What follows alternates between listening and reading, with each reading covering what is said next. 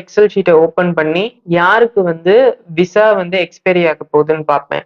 இல்ல யாருக்கு வந்து லேபர் கார்டு எக்ஸ்பைரி ஆக போகுதுன்னு பார்ப்பேன். அப்ப வந்து அவங்களுக்கு நம்ம ரெனிவல் பண்ணணும். ஓகே. இதுக்கு முன்னாடி வந்து உங்கள்ட்ட கேட்கறது பிஆர்ஓனா என்ன? ஆக்சுவலி இப்ப நம்மளோட ஆடியன்ஸுக்கு வந்து பிஆர்ஓனா என்னன்னு அத பத்தி சொல்லுங்க.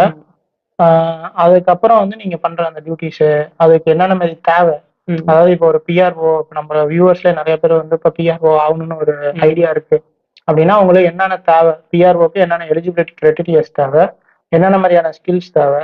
அப்புறம் நீங்க என்ன டே டு டே ஆக்டிவிட்டீஸ் பண்ணுவீங்கன்னு சொன்னா உங்களுக்கு ஒரு ஐடியா வரும். ஸோ அத பத்தி ஓகே. பிஆர்ஓவா இருக்க ஃபர்ஸ்ட் வந்து ஏதாச்சும் ஒரு குவாலிஃபிகேஷன், டிப்ளமா, பேச்சுலர் டிகிரி இந்த மாதிரி ஒரு குவாலிஃபிகேஷன் இருக்கணும். அப்புறம் வந்து கம்பெனி நம்மளுக்கு பிஆர்ஓ கார்டு அப்ளை பண்ணி கொடுக்கும். ஓகே. கவர்மெண்ட் வந்து நம்ம அத்தாரிட்டி போய் ஆக்சஸ் பண்ண. ஏன்னா வந்து எல்லாத்துக்கும் வந்து இந்த பிஆர்ஓ ஜாப் கொடுத்தாலும் அந்த கார்டு இருக்கணும். அது வந்து நம்ம அப்ளை